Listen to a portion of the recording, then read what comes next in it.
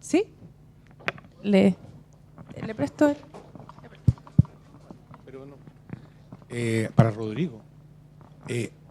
Rodrigo, disculpa. El último punto de allanar el camino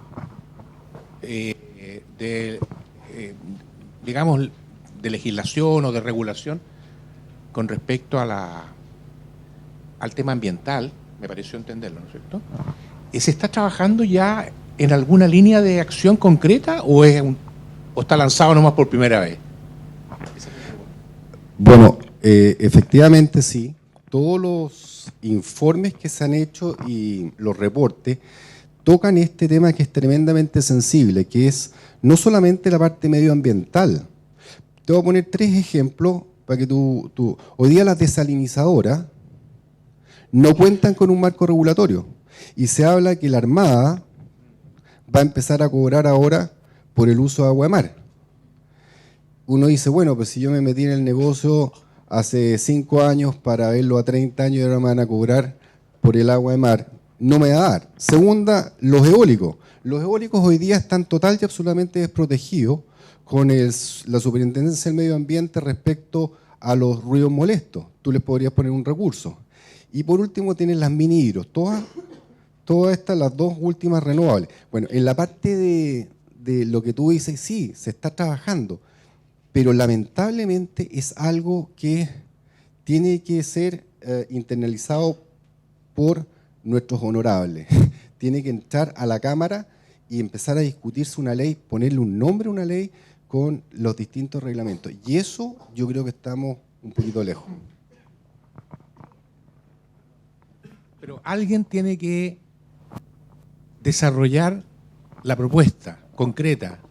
Alguien está haciendo ese trabajo, ¿no?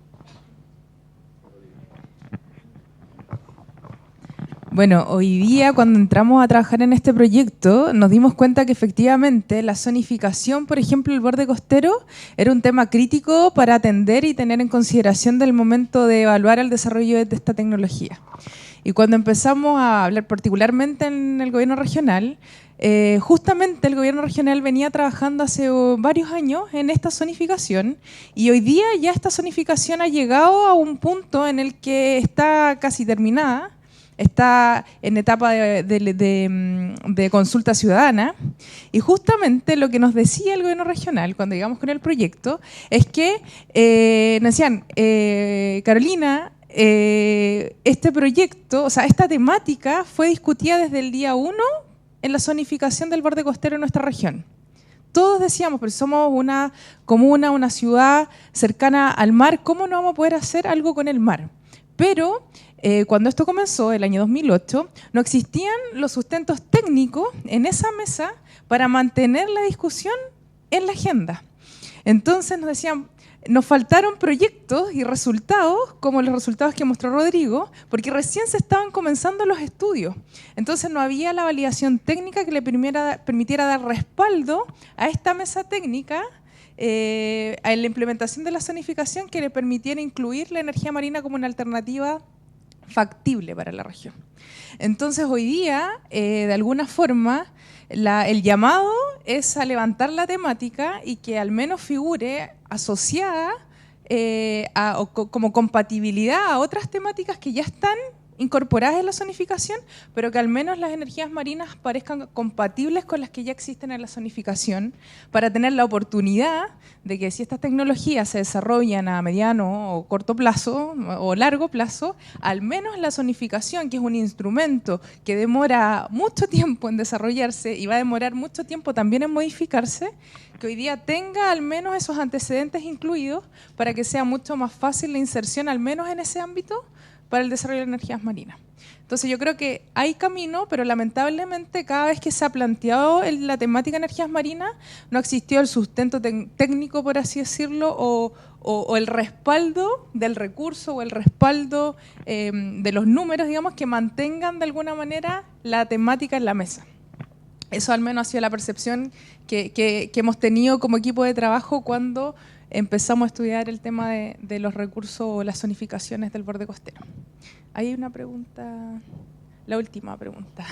Yo quisiera continuar esta discusión porque ustedes están hablando del lado de mar para generar la electricidad, pero si tú miras la historia de solar, hace 2 años ahora el gobierno de Chile está aprobando el net metering. Ya aún no está funcionando y en parte por el otro lado, Chilquinta, las empresas de energía están bloqueando la implementación de este tipo de tecnología por los clientes o clientes potenciales que tenemos en Chile. Así, en esta situación tenemos la legislación, tenemos una ley, pero la implementación, eso está bloqueado. Y yo quisiera saber si ustedes están mirando hacia el futuro con la energía del mar, ¿cómo puede facilitar este tipo de interacción con esta empresa, con la industria de electricidad que tenemos en Chile para no bloquear esta tecnología también? Entiendo. Quizás Fernando Cos, él trabaja justamente en generación distribuida en la Fundación Chile.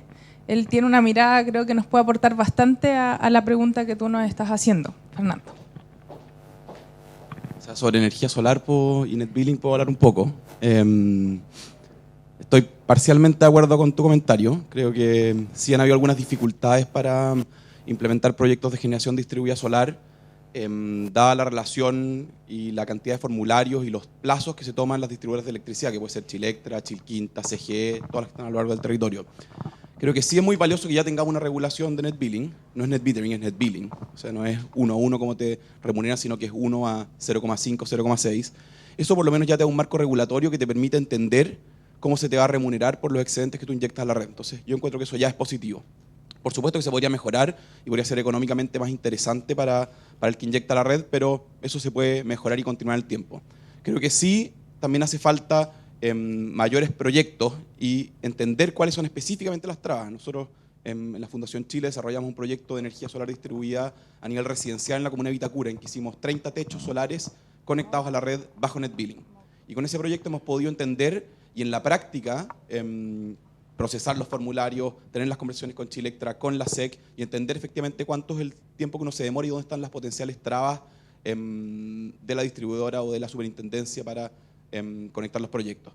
Y mediante este proyecto estamos entregando el feedback respectivo al Ministerio de Energía, a la División de Energías Renovables, para que ellos puedan después, con su regulación, mejorarla, tener las conversaciones respectivas con la distribuidora. Yo creo que no es que las distribuidoras conscientemente estén tratando de bloquear proyectos. Yo creo que ellos están también en una nueva industria que está muy nueva, muy verde, entonces están aprendiendo junto con los otros actores.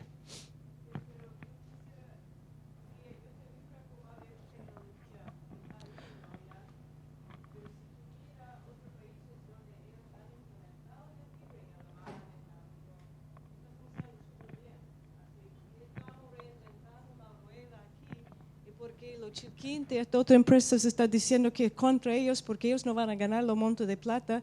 Así en este momento el gobierno tiene que hacer una intervención y dice por la buena del país, por la energía de Chile, tenemos que implementar eso en una manera grande.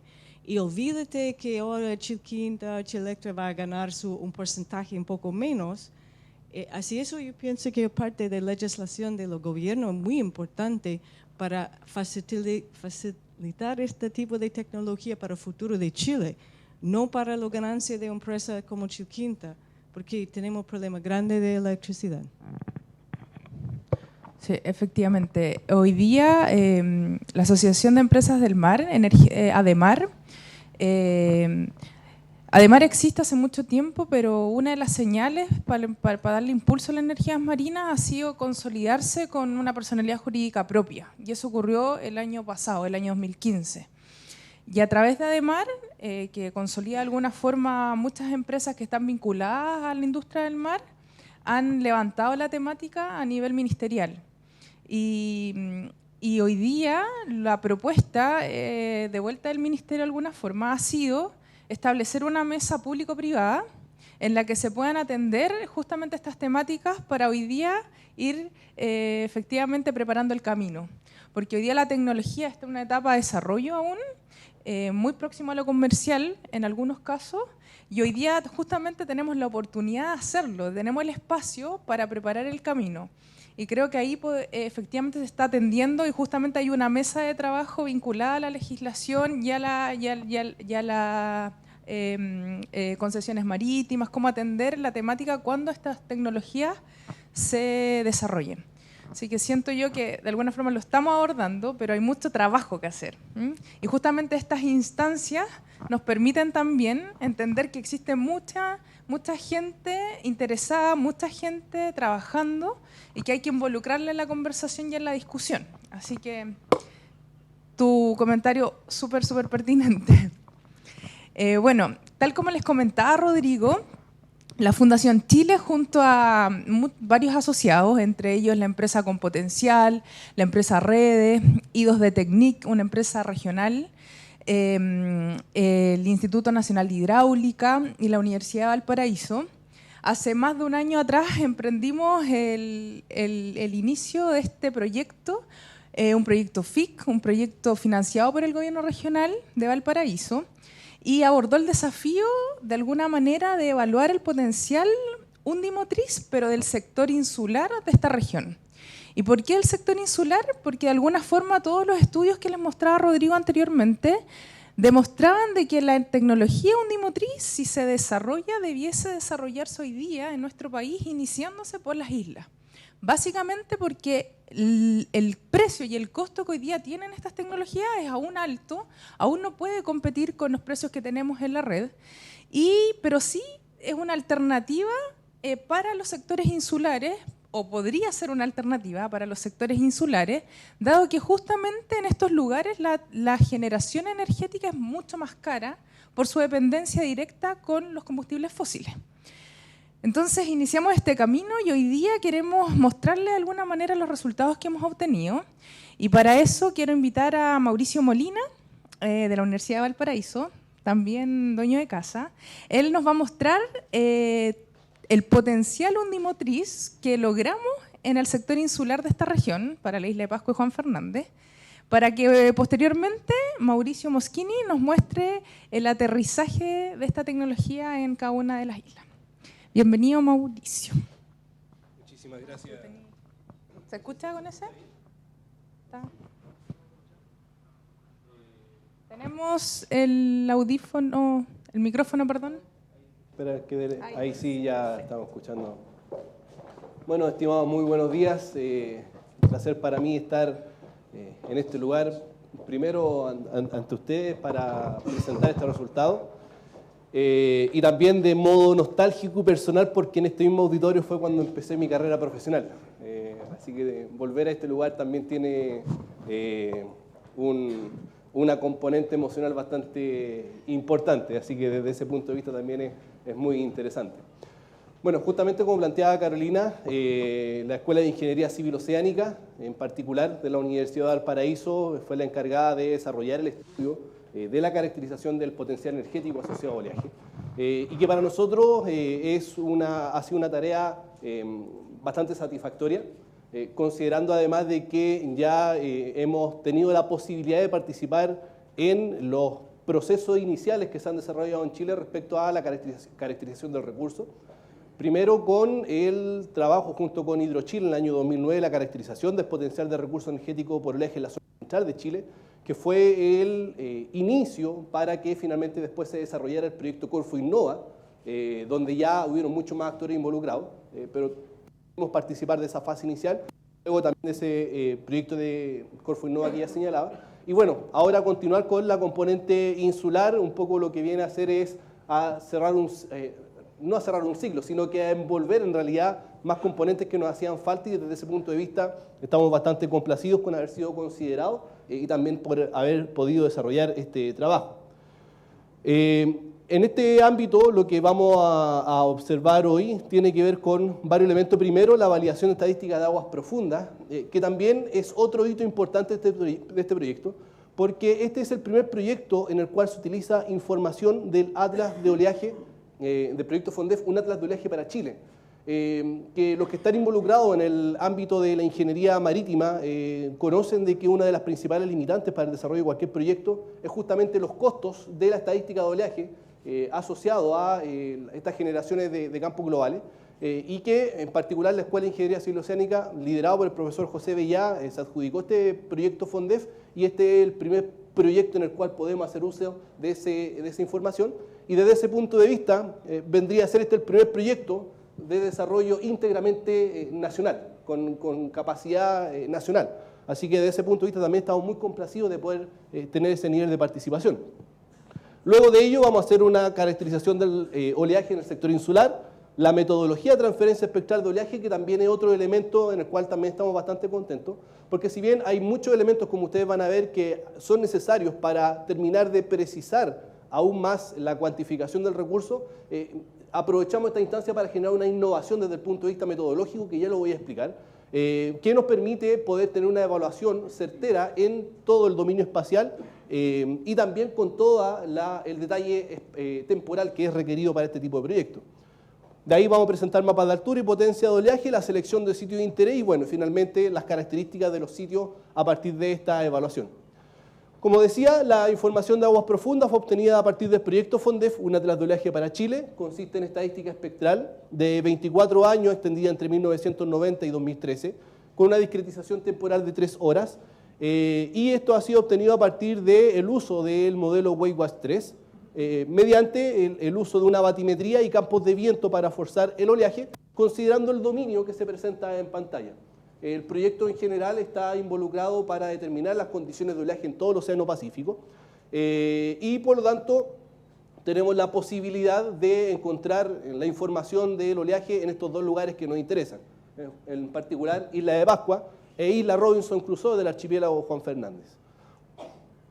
En ambos casos se utilizó información de altimetría satelital para poder validar los resultados con las campañas que se detallan en esta tabla y la idea fue comparar los datos de altura con los tracks satelitales y los resultados del modelo en un radio de 50 kilómetros alrededor del punto de interés, considerando que primero los tracks satelitales no son constantes y segundo tampoco son con una discretización espacial, temporal permanente. Los tracks son disponibles cada 3, 35 o 168 días para el punto de interés y por lo tanto la evaluación requiere de un trabajo adicional de ir seleccionando los datos que estén disponibles. Y desde ese punto de vista en Isla de Pascua se hace una comparación de los resultados del modelo con los resultados asociados a la altimetría satelital y uno puede observar de que hay una consistencia bastante importante respecto a estos resultados.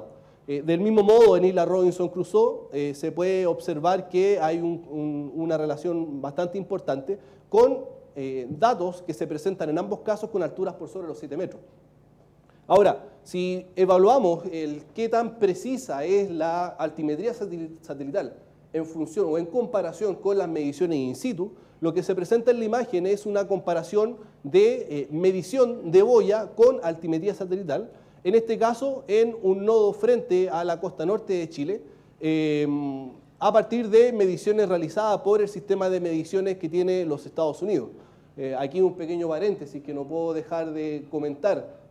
Hasta el año pasado teníamos la gran alegría, en cierto modo, de que se haya podido desarrollar el proyecto Corfo Innova y por el cual se pudieron adquirir 2 boyas triaxis, por las cuales se estuvo midiendo un año y algo en 2 lugares de Chile. Es un gran avance, pero no podemos estar tranquilos con tener solamente 2 boyas midiendo a lo largo de 4.500 kilómetros de costa, sobre todo considerando que esas boyas en estos momentos no están funcionando. Entonces, es una tarea que tenemos como país y es un desafío bastante grande y que claramente debemos apuntar a desarrollar una red de monitoreo que es el que el país merece, que el país necesita. Y a eso también tenemos que ir apuntando. Estamos avanzando, pero nos falta todavía mucho camino que recorrer para tener nuestro propio mapita de boyas disponibles de medición.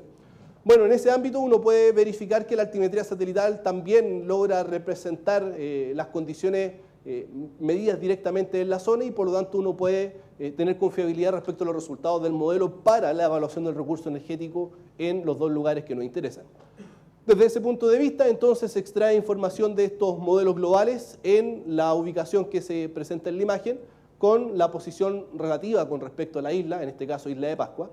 Y desde ese punto de vista, las características del oleaje en aguas profundas provienen de manera predominante desde la dirección sur-suroeste, con alturas que van preferentemente entre los 2 y los 3 metros, con alguna participación también importante entre 3 y 4. El gráfico de su derecha representa el espectro promedio de aguas profundas a los 24 años, donde relaciona la dirección, el periodo y la cantidad de energía asociada a cada una de esas componentes. Se puede observar que la componente predominante es una componente que posee periodos del orden de los 12 a los 15 segundos con direcciones del orden de los 210 grados. Sin embargo, existen también otras dos componentes que presentan un menor nivel energético, pero de todas maneras a ser considerado. Por una parte, la componente noroeste con periodos del mismo orden. Sin embargo, aparece una tercera componente que proviene desde el noreste, desde el noreste, y que obedece fundamentalmente a la distancia que tiene Isla de Pascua del continente, y por lo tanto este mayor tramo permite el desarrollo de generación de oleaje que provenga desde esas direcciones. En el caso de Robinson Crusoe, que es lo que nos interesa, pero necesariamente haciendo una evaluación por medio del archipiélago Juan Fernández, se extrae información espectral en este sitio, tal que sea representativo del archipiélago completo, y las condiciones de oleaje que se observan en dicha zona posee dirección predominantemente desde el suroeste, levemente desplazado hacia el oeste, la dirección principal, y también desde la componente espectral se observa que predominan las condiciones de oleaje que van entre los 11 a los 15 segundos, con dirección del orden de los 210 a 220, pero ya ahora son solamente dos componentes y no presentándose esta componente noreste que está en Isla de Pascua. Bueno, la razón, Robinson Crusoe está mucho más cercana al continente y de ahí entonces que hay menos posibilidades de que se desarrolle una componente en esta zona. Desde ese punto de vista, entonces, podemos identificar que Isla Robinson Crusoe posee dos fuentes de generación predominantes, dos fuentes de generación de la cual la componente suroeste es la predominante. Desde el punto de vista del trabajo que se hizo en la caracterización del recurso, se realizó simulación numérica mediante el uso del software SWAN, y para ello se definieron modelos espaciales cuyo dominio es el que se presenta en la imagen. El dominio más amplio busca asegurar profundidades menores a 1000 metros, lo cual permite asegurar de que toda la información de contorno está en aguas profundas. De hecho, el periodo más grande dentro del espectro se alcanza en un límite de aguas profundas de 500 metros. Por lo tanto, llegar hasta 1000 es ir en pro de asegurarse que estamos en esta condición. Profundidades mayores a 1000 metros en realidad son irrelevantes, considerando de que dichas profundidades no van a generar efectos dentro de la propagación del oleaje.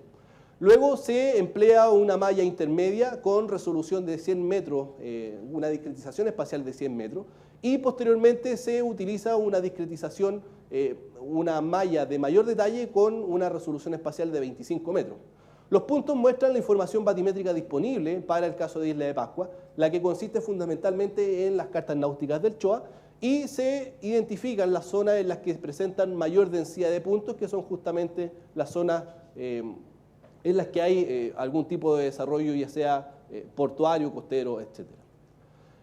En el caso de Robinson Crusoe, necesariamente, como hay una componente de archipiélago y en particular la presencia de la isla Alejandro Selkirk, se generó un dominio más amplio que considera esta isla, principalmente para la dirección 262,5, que es la dirección en la que esta isla pudiera generar sombra dentro de Robinson Crusoe. Solamente para esa dirección se evaluó una simulación numérica considerando este dominio, considerando el margen oeste y el margen sur dentro de la generación del oleaje. Sin embargo, para el resto de las direcciones se consideró el dominio que se presenta en imagen, nuevamente un dominio más amplio que asegure la profundidad de 1000 metros, un dominio intermedio con una resolución espacial de 100 metros y dominios de detalles con resolución de 25 metros. La información batimétrica aquí es variada con información de la fuente GEPCO, más información batimétrica de las cartas náuticas, transectos que se realizaron, y que ahí Carolina tuvo presente dentro de esos procesos de medición, y adicionalmente otras informaciones de carácter multiaz. Con toda esa información batimétrica se procede a lo que es la simulación. La información espectral es relevante porque permite entender cómo es el comportamiento del oleaje. el principio que opera aquí es que nuestra realidad, como un oleaje desordenado, variable, diferente una ola de otra, se puede entender como la superposición de muchas componentes regulares, cada una de ellas con altura, periodo y dirección constante. Y esa modalidad de interpretar el oleaje permite que cada una de estas componentes yo las puedo resumir en una matriz. Esa matriz donde yo indico combinaciones de dirección, combinaciones de frecuencia, y asociada a cada una de esas combinaciones un valor de energía, donde la frecuencia está asociada al periodo, donde la energía está asociada a la altura. Y de esa manera entonces puedo obtener espectros. La información espectral que se dispone, como decía, tiene una resolución de 3 horas, y por lo tanto tenemos la caracterización del oleaje cada 3 horas durante 24 años. Y por lo tanto se pueden obtener espectros de la forma que se presenta acá en la imagen. Bueno, los parámetros que fueron empleados en este caso fueron parámetros de altura significativa espectral, periodo energético, dirección media y potencia de oleaje, cada uno de ellos dependiente del momento de orden n que relaciona el valor de energía asociado a cada una de esas componentes. Bueno, en ese sentido se realizó el proceso de transferencia espectral y por lo tanto fue posible obtener esta malla o este mapa que presenta la información en toda la isla. Un detalle específico a considerar dentro de la innovación metodológica es que dentro de los procesos usuales que se realizan para los estudios de oleaje es definir un punto en específico y al definir el punto se realizan los modelos, los coeficientes de agitación y luego la transferencia espectral a un único punto. La diferencia que tenemos nosotros es que no tenemos un punto predefinido, de hecho nuestra tarea es encontrar los lugares de mayor interés y por lo tanto lo que hicimos nosotros fue realizar ese mismo procedimiento a cada uno de los puntos de cada una de las mallas. O sea, estamos hablando de que la malla grande de 100 por 100 metros tiene 150 nodos por 200 nodos y a cada uno de esos nodos se realizó el proceso. Lo mismo que a las mallas más chicas. Estamos hablando de que se realizaron más de 696 procesos por cada estado de mar, considerando que son 70.128 estados de mar. Y eso nos permitió obtener un mapa como el que se ve por cada estado de mar. Estamos hablando de sobre 1 millón de mapas por cada isla. Fue un volumen de trabajo bastante importante, pero eso nos permite tener la libertad de seleccionar el punto que queramos y en el punto que queramos vamos a tener la información completa y detallada. ¿Ya? Bueno, lo que se presenta acá en Isla de Pascua corresponde a la altura significativa y por la dirección predominante del oleaje desde el suroeste era esperable que justamente en esta zona era donde se pudiera generar la concentración de oleaje y por lo tanto los lugares de mayor interés en cuanto a la potencia. Era esperable también que hubieran otros lugares, y ocurrió, en los cuales también existiera concentración y que si lo miramos desde el punto de vista de la potencia, claro, de todas maneras, hay otros lugares interesantes, pero estos son los que en los cuales tenemos mayor atención. Sobre todo considerando que en esta zona donde se encuentra el poblado en Isla de Pascua. A partir de ello se seleccionaron o se propusieron 5 sitios de estudio para luego hacer un desarrollo de un análisis más específico en cada uno de los casos. Es importante considerar que para tener certeza o para tener una correcta evaluación de la confiabilidad de los resultados, es necesario verificar cómo es la calidad de la información batimétrica disponible. En este momento nosotros lo que hicimos fue dar nuestro mejor esfuerzo desde el punto de vista metodológico, pero sabemos que los resultados están altamente condicionados respecto a la calidad de la información batimétrica disponible. Y en ese sentido solamente los sitios 1 y los sitios 5 eran los que tenían mayor información. Sin embargo, los restantes sitios en el extremo suroeste de la isla, la calidad de la información batimétrica no permite asegurar con total certeza los resultados obtenidos dentro del proceso. Sin embargo, nos dan una idea de dónde son los lugares que tenemos que ir a observar y dónde tenemos que realizar tanto mediciones batimétricas como mediciones de oleaje para la validación de los resultados posteriormente. Y como les indicaba, es justamente en este extremo donde se encuentra el poblado y de los sitios de interés en el extremo suroeste, llamaba también la atención este punto, que es el punto 5, que está en Angabinapu, donde es justamente una zona destinada al ámbito industrial y que, bueno, mi tocayo Mauricio va a posteriormente tratar en profundidad. Mirando los mapas de detalle, justamente el sitio 2 fue el seleccionado para hacer un análisis junto con el sitio 4 en el extremo sur y el sitio 5, que es al final de cuentas el de los sitios de mayor interés en la zona, y por lo tanto en dichos lugares se pudiera hacer una cuantificación tanto del recurso puntual como del recurso espacial, pensando en la eventualidad de instalar una granja que requiera distintos dispositivos o una configuración o un arreglo espacial más amplio. En el caso de Robinson Crusoe se definieron los dominios que se presentan en la pantalla, considerando esta zona fundamentalmente, por una parte, por la cercanía al poblado de San Juan Bautista, y por otro lado porque la isla Santa Clara ofrece abrigo a toda esta zona y por lo tanto no había mucha presencia de concentración por oleaje. Desde ese punto de vista, entonces, las zonas más atractivas se encuentran en el extremo sureste y en el extremo noroeste. En la condición de potencia se puede ver en esta pantalla que justamente hay algunas zonas de concentración y por lo tanto a partir de esto se fueron definiendo cuáles fueron los puntos en los cuales se hizo un análisis más detallado, ¿ya? Detallando entre sitio 1, 2, 3, 4 y 5 y considerando en el caso del dominio norte este dominio espacial que lo llamamos amigablemente el dominio pollito por su forma y bueno, ahí en los otros sitios también pudimos encontrar alguna información. También comparativamente desde el punto de vista de la información batimétrica se presentan en este caso transectos y por lo tanto hay sitios como el sitio 2 que en realidad la información batimétrica está un poco distante, pero los sitios por ejemplo 3 y 4 se encuentran justo sobre un transecto y por lo tanto la confiabilidad de los resultados ahí es mayor. Bueno, desde el punto de vista de la configuración espacial o de la distribución de la isla presenta el poblado en esta zona y en realidad lo que han tenido la oportunidad de estar en esta isla es una isla con una configuración geográfica bastante accidentada, con costas acantiladas, lo cual es un elemento también necesario evaluar para la factibilidad del desarrollo del proyecto. Bueno, acá mirando el dominio pollito de nuevo, las zonas energéticas, si bien esta parece mucho más interesante, no hay tanta confiabilidad respecto a la información batimétrica y por lo tanto, por cercanía también nos terminamos quedando con el sitio 1. Sitio 3 también en el extremo sureste y el sitio 4 en el extremo sureste un poco más hacia el este en ese caso, ¿ya? En todos los casos se hizo una evaluación del recurso en función de, en este caso, tablas de incidencia que relacionara la altura con el periodo.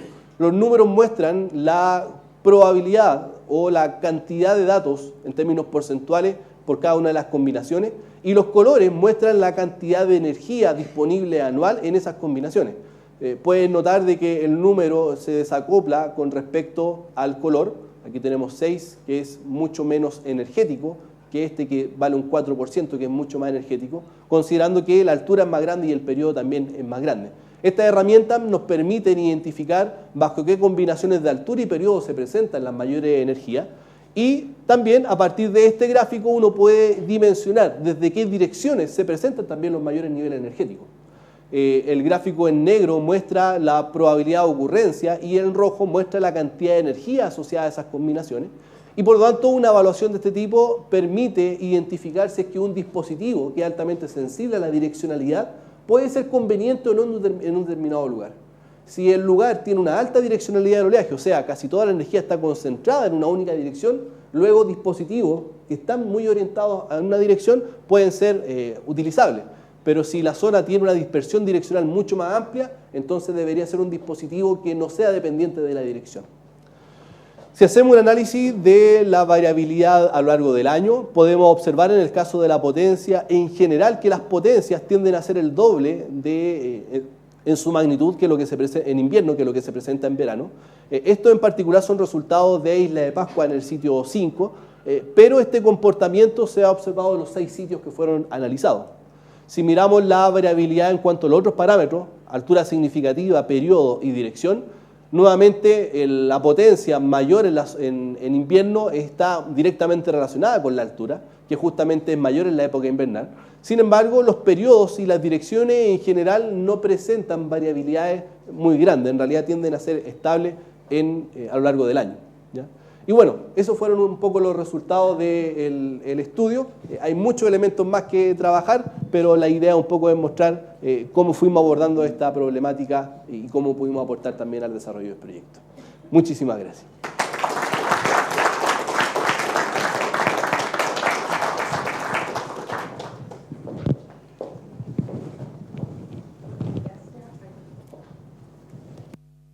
Muchas gracias, Mauricio.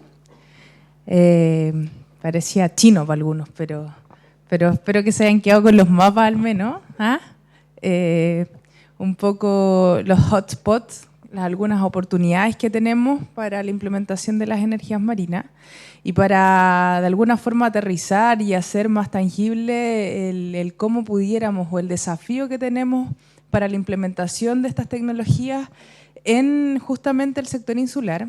Quiero invitar a este podio a Mauricio Moschini, de la Fundación Chile, mi compañero de trabajo, así que les pido un fuerte aplauso.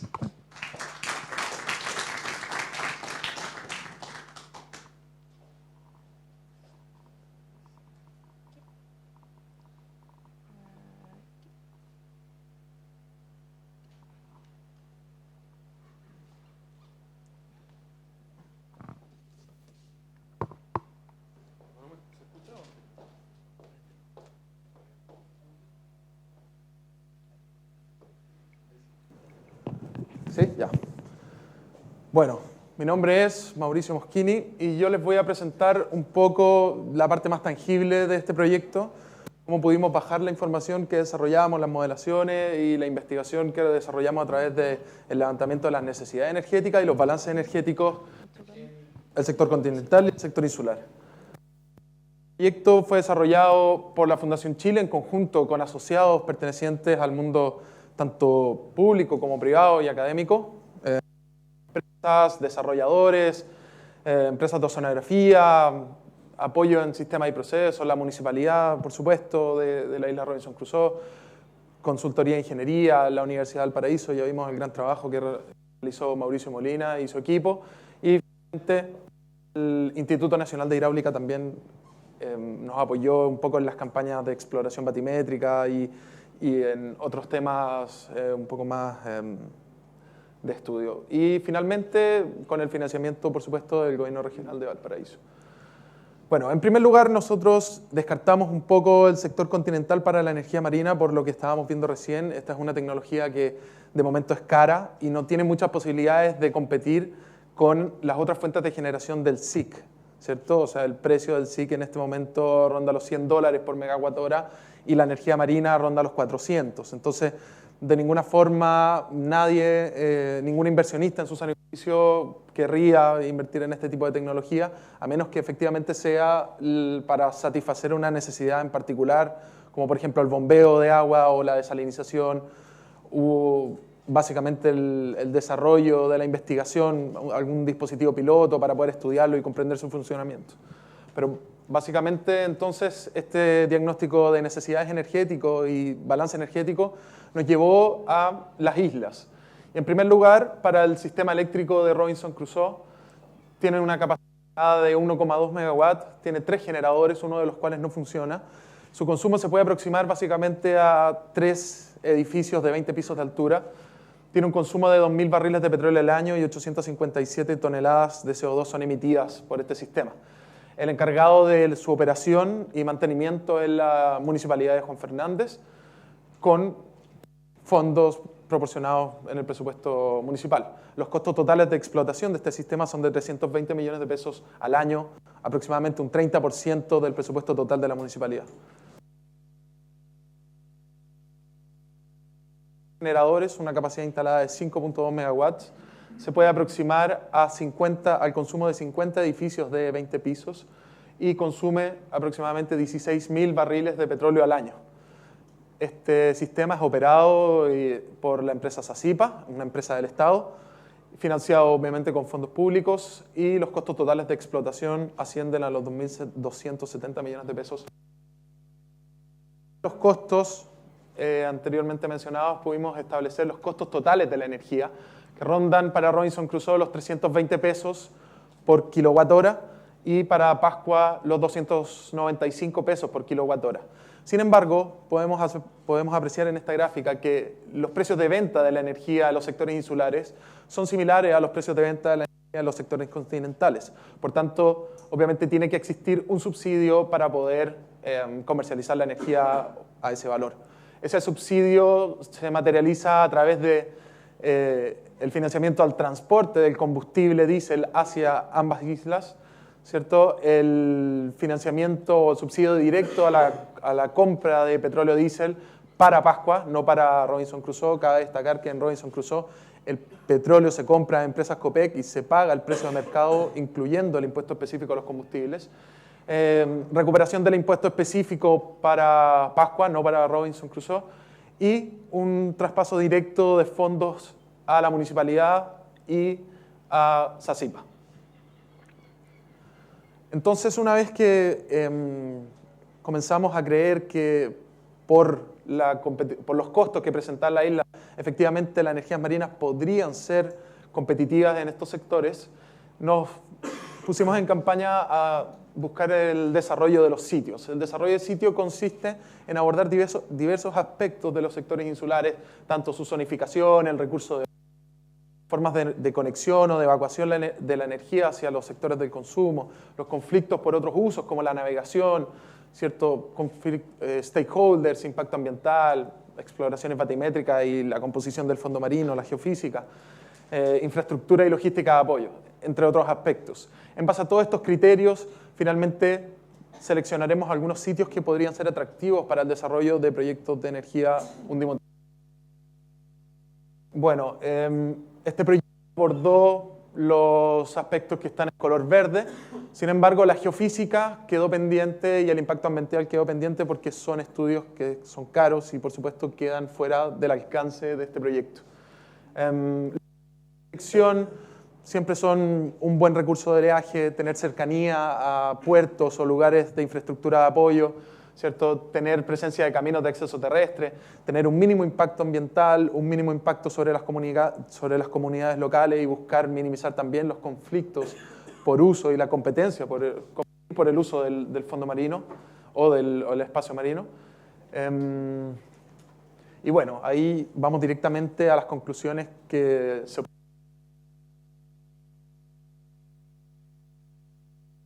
otros sitios de interés de los cuales ya hablamos que se descartó el sitio número 2, entre otras cosas porque acá hay un acantilado y no existiría una posibilidad de evacuar la energía hacia el centro de consumo que es Bahía Cumberland. El otro sitio que parecía bastante atractivo era el sitio número 3 y a priori nosotros pensamos que la energía se podía evacuar por el sector más estrecho de la isla. Sin embargo, aquí existe un bosque endémico absolutamente, o sea, que no puede ser tocado ni intervenido, ni menos tender una línea de energía aérea por ese lugar. Por tanto, los puntos. Y para el caso de Rapa Nui están estos 5 puntos. Sin embargo, los puntos del 1 al 4 representan sectores que son sensibles para la comunidad local, son sectores ceremoniales, sagrados, entre comillas. Por tanto, el punto 5 va a ser el que vamos a seguir abordando en Vinapu. En comparación, el recurso medio anual que existe en estos sectores insulares es uno de los recursos más altos a nivel mundial. Podemos compararlo con países líderes en el desarrollo de este tipo de energía, como Portugal, Reino Unido o bien Australia, que está por ahí. Además, a partir de 20 kilowatts por metro de frente de ola es considerado un clima de alta energía, por tanto estamos muy por sobre eso. En conclusión, recurso hay. Luego vamos a la batimetría, en donde, gracias a la exploración batimétrica que realizó este proyecto, podemos determinar que los sitios 1 y 4 efectivamente existirían profundidades suficientes o las cuales se pueden instalar dispositivos undimotrices. Y lo mismo en Isla de Pascua, esta batimetría bastante precisa que encontramos efectivamente también con las características del fondo marino para poder instalar dispositivos de esta índole. Luego pasamos un poco a la zonificación, en donde en Robinson 1 nos encontramos con las llamadas áreas marinas costeras protegidas de múltiples usos, tanto de conservación del patrimonio natural en esta zona como de turismo y recreación en esta otra. El sitio 1 es el que tiene principales conflictos con esto, sin embargo estas son áreas si bien son protegidas, son de múltiples usos. Es decir, si se comprueba que estos dispositivos no tienen mayor impacto o no tienen un impacto negativo sobre el ecosistema en estos lugares, efectivamente sí podrían ser compatibles para la instalación de los mismos. En el sitio 4 no existen estas áreas, por tanto, también existe utilidad de la instalación de este tipo de dispositivos. Luego en Rapa Nui, el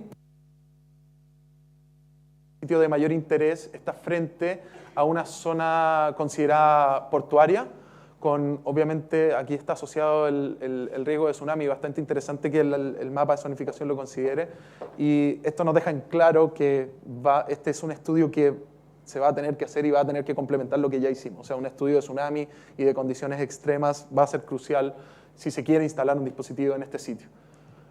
Luego un poco la conexión a la red, que es el principal desafío para Robinson Crusoe. El centro de consumo está en el sector opuesto a los lugares donde se concentra la energía. Además, la geografía de la isla es bastante accidentada, por tanto, dificulta mucho el tendido de líneas aéreas, además teniendo en cuenta que la isla completa es prácticamente un parque nacional, a excepción de este sitio aquí y del sector poblado. Por tanto, se piensa que se podría tirar cables submarinos, tender cables submarinos desde estos sectores energéticos, o bien intentar acercarse más hacia los centros de consumo. Sin embargo, eso inevitablemente nos alejaría de las zonas de alta energía y nos llevaría a zonas que están más protegidas. El hecho de evacuar la energía hacia el centro de consumo mediante cables submarinos inevitablemente dispararía un poco los costos de inversión del proyecto. Con respecto a Rapa Nui, nuevamente tenemos suerte y en el sitio 5 existe una línea de media tensión que está cercana, bueno, aquí está la central de generación energética, entonces esta línea de media tensión sería ideal para conectarse, existe una subestación, por tanto es bastante auspicioso lo que pudimos determinar. Además, este es el único sector, entre comillas, industrializado de la isla, donde se encuentran los estanques de petróleo, el cabezal de la pista del aeropuerto, por tanto, cumple un poco con los requisitos de instalar una central de generación eléctrica. Con respecto a las áreas protegidas, en Rapa Nui, nuevamente se observa un espacio acá, por donde está la pista del aeropuerto, y efectivamente la conexión, si quisiéramos tender un cable hacia la subestación eléctrica, no pasaría por ningún lugar considerado como área protegida. En el acceso a puertos de infraestructura de apoyo, este tema es crítico para la isla porque en ninguna de las dos existe infraestructura suficiente, ni muelles con suficiente calado, ni grúas para levantar dispositivos, ni embarcaciones de tamaño suficiente como para posicionar o colocar dispositivos en el mar. Sin embargo, esto tiene solución. La infraestructura puede ser traída desde el continente, se pueden traer barcos, embarcaciones que puedan prestar apoyo a estas actividades. Sin embargo, vamos a ver afectados los costos de inversión, los costos de operación de la isla. Los costos de operación sobre todo son los más importantes porque hay que estar haciendo mantenimiento a estos dispositivos y lo ideal no es tener que traer desde el continente embarcaciones cada vez que haya que hacer mantenimiento. Por tanto, habría que buscar dispositivos que su mantenimiento no demande apoyo logístico tan complejo. Además, son cruciales en los sectores insulares las economías de escala, es decir, si ya vamos a traer infraestructura desde el continente, sería bueno instalar más de un dispositivo para que ese costo extra se reparta entre la energía total generada y no tener un solo dispositivo, porque eso elevaría muchísimo los costos. Con respecto a la navegación, en Robinson Crusoe no se observan mayores problemas de conflictos por navegación, porque las embarcaciones que navegan los alrededores de la isla no son tan grandes. Sin embargo, en Pascua, efectivamente, en el sitio 5 es donde se realiza la descarga de combustible en los estanques de petróleo, por tanto, sí existiría un conflicto de uso de este sitio para embarcaciones que vienen y se conectan al emisario submarino y descargan la isla. Además, existe una concesión marina pedida acá por la FACH para lo mismo, la instalación del emisario submarino. Pensamos con el equipo de este proyecto que si bien este sitio se utiliza para el propósito de la descarga de combustible, efectivamente puede ser compartido, o sea, no se utiliza el sitio completo, por tanto, efectivamente, cercano, en las cercanías, sí se podrían instalar dispositivos de generación undimotriz. Con respecto a los conflictos por otros usos y stakeholders, como decía, en Rapa Nui está este asunto de la concesión marina ya otorgada a la FACH. identificado es competir por el fondo marino con la pesca de langosta, con la instalación de jaulas para la pesca de langosta. Sin embargo, este tema fue sensibilizado un poco con la comunidad local y los pescadores efectivamente tienen una especie de acuerdo entre ellos en donde posicionan una jaula a no menos de 50 metros de la siguiente. Entonces, entre esos 50 metros perfectamente cabe un dispositivo de generación. Obviamente es un tema que se tiene que seguir sensibilizando con ellos para no tener mayores conflictos. Además, en el trabajo con los stakeholders, para el caso de Robinson Crusoe, se realizó un taller de energías renovables participativo con la comunidad, en donde los resultados mostraron que ellos están muy enterados, muy sensibilizados acerca del desarrollo sustentable que necesita la isla y están muy conscientes de ello. Además, la mayoría de las concesiones marinas están en Bahía Cumberland, por tanto no tendríamos problemas de esta índole en los sitios 1 y 4 de Robinson Crusoe. Y finalmente se realizó un trabajo cercano con la municipalidad y con el sindicato de pescadores, con quienes ya estamos presentando un nuevo proyecto, Bote Solar, que es la energización solar fotovoltaica de botes de pesca artesanal para contribuir un poco con la sustentabilidad de la actividad que están desarrollando. En resumen, el recurso en ambas islas es bueno, la batimetría también es propicia, las áreas protegidas en Robinson Crusoe, el principal desafío va a ser cómo cómo evacuar la energía desde la generación. Con respecto a la navegación, en Pascua se presentaría el conflicto por la descarga del combustible. La conexión a la red es propicia en Pascua y es un desafío en Robinson Crusoe. Con respecto a los stakeholders en Robinson Crusoe, hubo una aproximación, en Isla de Pascua no realizamos trabajos y en los conflictos por otros usos, efectivamente en Isla de Pascua, lo mismo que la navegación, tenemos el tema de la concesión marina para la descarga de combustible y en Robinson Crusoe estaría el asunto de la pesca de langosta. Bueno, luego para meter un poco de números a todo lo que habíamos visto, toda la información anterior que les mostré fue entregada a desarrolladores, a un pool de desarrolladores alrededor del mundo para recibir de vuelta información que nos permita analizar económicamente y comparar entre sí los dispositivos. Respondieron con toda la información necesaria para poder llevar a cabo este análisis. Sin embargo, obviamente, al término de este proyecto nosotros vamos a seguir compartiendo la información con más desarrolladores y seguir precisando el análisis y buscando ese dispositivo particular que sí nos sirve en estos sectores. Se desarrollaron 2 casos de estudio. La primera base comparativa es la instalación de un solo dispositivo. Robinson Crusoe tiene una demanda pequeña, por tanto es complicado que pueda albergar más de un dispositivo. En Pascua la base comparativa es un arreglo de dispositivos de 2 megawatts de capacidad instalada. Se evaluaron 3 sitios con distintos factores de planta para cada isla, o sea, básicamente cantidad de recursos disponibles, alto, medio y bajo, y 3 escenarios de desarrollo tecnológico optimista, base y pesimista. En base a todas estas combinaciones, se calcularon para cada uno de los desarrolladores una banda de precios, con la cual fue comparada con el costo actual de la energía que vimos al principio de la isla para ver si efectivamente podemos tener algún tipo de ahorro por el hecho de instalar este tipo de tecnología en vez de estar generando la energía con el diésel. Finalmente, los resultados X, que no se puede nombrar por asuntos de confidencialidad o si no, no hubiesen entregado la información los desarrolladores.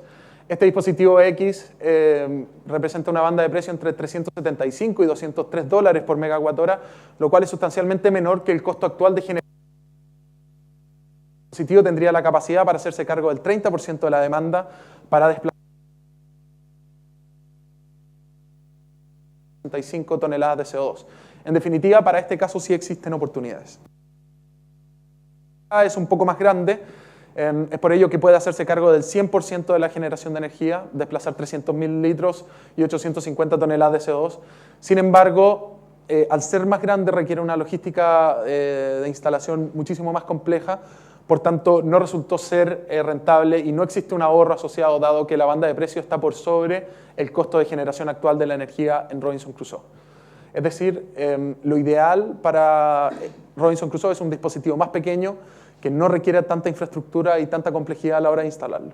Además, este es un claro ejemplo un poco de lo críticas que son las economías de escala, porque efectivamente el hecho de instalar un solo dispositivo de tamaño grande acá no resulta rentable. Sin embargo, se realizó también un análisis de manera teórica, porque obviamente no habría capacidad no hay demanda para tanto dispositivo, pero si se instalaran 3 dispositivos o 4 dispositivos de esta característica en Robinson Crusoe, efectivamente ya el costo estaría por debajo. Sí.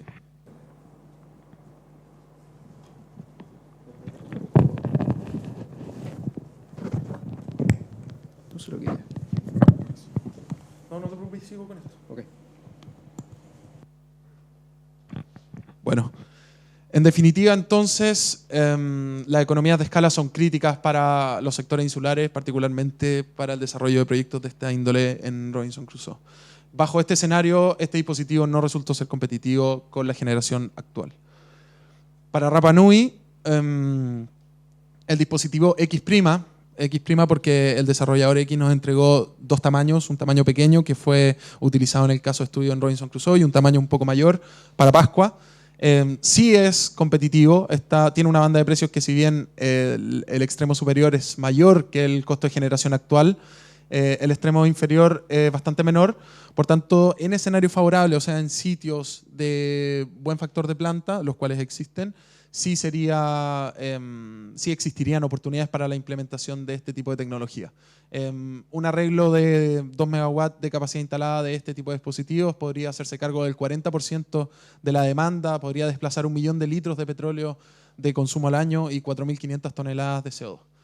Y para el dispositivo Z, el mismo que no funcionaba, que no era rentable en Robinson Crusoe, sí resulta ser rentable en parte en Pascua en escenarios favorables, porque su costo de generación en escenarios favorables es menor que el costo de generación actual. Aquí hay otro ejemplo de la economía de escala. O sea, si bien Pascua está más lejos aún que Robinson Crusoe del continente y el llevar infraestructura de apoyo hacia allá sería aún más caro, efectivamente el hecho de instalar un arreglo de dispositivo y una mayor capacidad instalada permite aprovechar las economías de escala y así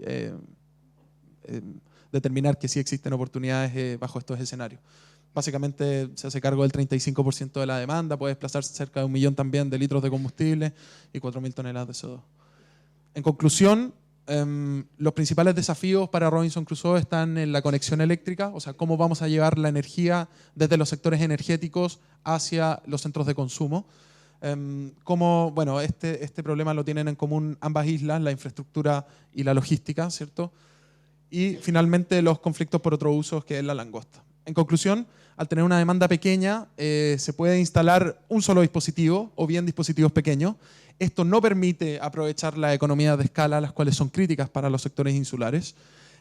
Y la selección de dispositivos es crítica para el proyecto. En definitiva, idealmente el dispositivo tiene que ser uno que requiera baja infraestructura de apoyo y el mantenimiento no sea tan complejo.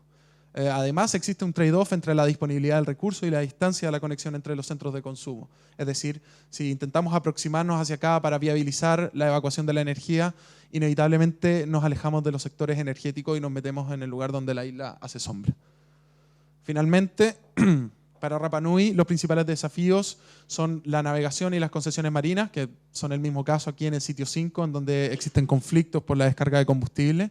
El trabajo con stakeholders, que sabemos todos que en Rapa Nui es complejísimo, es por eso que se debe abordar de manera correcta. El hecho de que estos proyectos sean recientes o una tecnología muy nueva lo hace aún más crítico, porque si es que no lo abordamos de manera correcta y se genera una mala imagen a priori de esta tecnología, efectivamente puede ser que interrumpa su desarrollo por mucho tiempo. Finalmente, el mismo problema que Rapa Nui, o sea que en Robinson Crusoe, la infraestructura y la logística. Eso también es crítico. Al tener una mayor demanda energética se puede instalar más de un dispositivo, es decir, un arreglo. Por tanto, se pueden aprovechar un poco mejor las economías de escala, que son críticas para los sectores insulares. De preferencia, al igual que en Robinson Crusoe, el dispositivo tiene que requerir una baja infraestructura logística. Y finalmente, existe una oportunidad real en el sitio 5 que debe ser evaluada en profundidad. En el sitio 5 estamos cerca de la conexión a la red, la zonificación de borde costero no nos impide instalar un cable submarino, existiría demanda suficiente, se pueden aprovechar las economías de escala, por tanto, este es un muy buen resultado para el proyecto para continuarlo y evaluarlo en profundidad.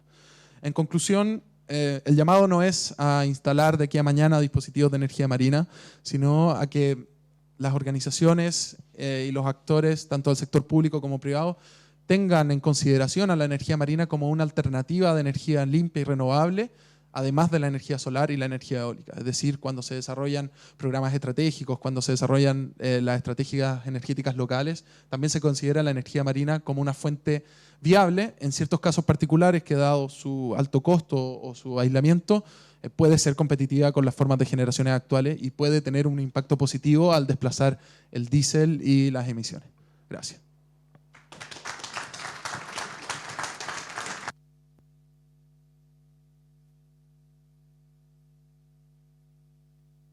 ¿Aló? Ahí sí.